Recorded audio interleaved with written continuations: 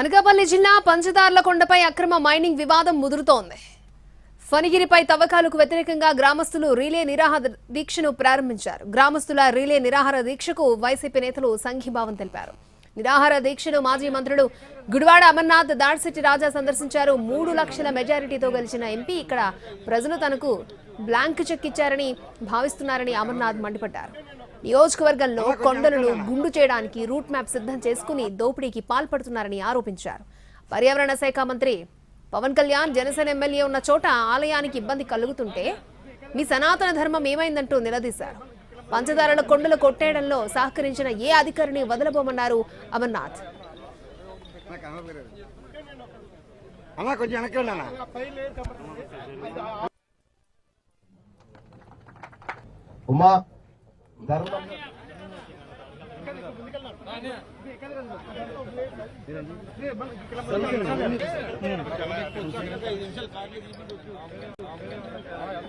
జరగబోతా ఉంది, అక్రమ మైనింగ్ జరగబోతా ఉంది. దీనివల్ల ఇక్కడ ఉన్నటువంటి ఈ ప్రాంత ప్రజలకి నష్టం జరుగుతా ఉంది. అప్రమత్తంగా ఉండండి అని చెప్పి ఈ ప్రాంతంలో ప్రజలకు హెచ్చరించారు. ఎప్పటికప్పుడు అధికారులను హెచ్చరించారు. జిల్లాలో ఉన్నటువంటి పార్టీ నాయకత్వాన్ని సమాయత్తం వైఎస్ఆర్ కాంగ్రెస్ పార్టీ ప్రభుత్వం వచ్చిన తర్వాత మీరు చేసినటువంటి పాపాలన్నిటికీ కూడా మీకు ప్రాయశ్చిత్తం అనేటువంటిది ఏంటో అనేటువంటిది చూపిస్తాం అనేటువంటిది సందర్భంగా తెలియజేస్తా ఉన్నా. ఇప్పటికన్నా వేదిక ముందున్న పంచదార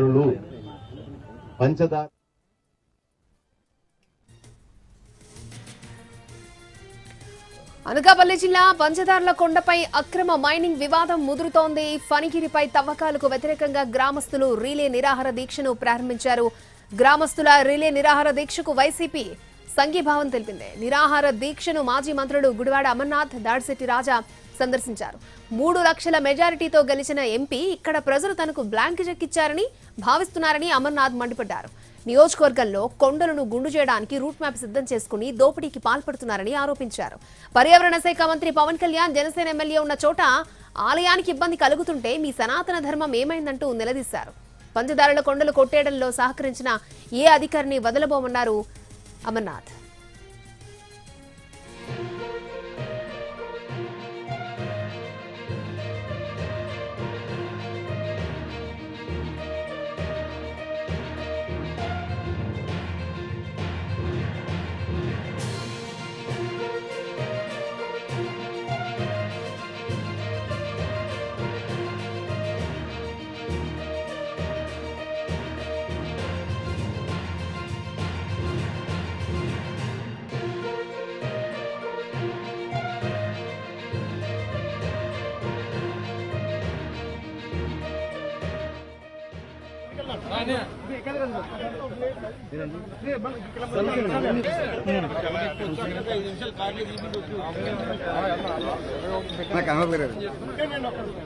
అన్నా కొంచెం వెనక్కండి అన్న.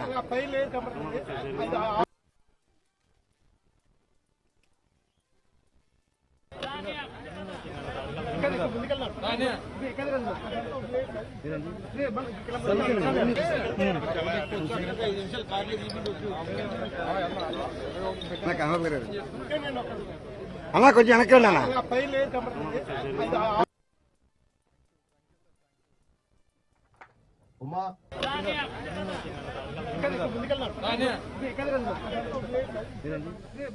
అనకాపల్లి జిల్లాలో పంచదార్ల కొండలపై మైనింగ్ వివాదం ముదురుతోంది. 48 గంటల్లో లీజులు రద్దు చేయాలని డెడ్ లైన్ విధించిన వైసీపీ ఉద్యమ కార్యాచరణ ప్రకటించింది.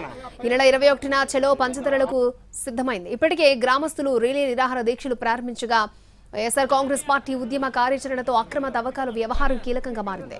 మరింత సమాచారాన్ని మా ప్రతినిధి రవిచంద్ర అందిస్తారు. పంచదార్ల కొండల పరిరక్షణ కోసం వైఎస్ఆర్ కాంగ్రెస్ పార్టీ ఉద్యమ కార్యాచరణ ప్రకటించింది. డెడ్ లైన్ విధించి 48 గంటల లోపల మైనింగ్ లీజులను రద్దు చేయాలని కూడా డిమాండ్ చేస్తోంది. అటు తూర్పుగోదావరి నుంచి కానీ ఇటు ఉత్తరాంధ్ర నుంచి కానీ పంచదారలో ఈ ఆలయం చాలా ఫేమస్. ఎందుకంటే కార్తీక మాసం వచ్చినా గానీ లేకపోతే కార్తీక పౌర్ణమి నాడు గానీ చాలా విరిగా భక్తులు వచ్చి ఇక్కడ దర్శనాలు చేసుకుంటారు. ధర్మరాజు ప్రతిష్ఠించిన లింగం ఇది. మహాభారతంలో పంచదారులకు సంబంధించిన ప్రస్తావన ఉంది. అదేవిధంగా చోళరాజులు 900 ADలో కట్టిన టెంపుల్ ఇది.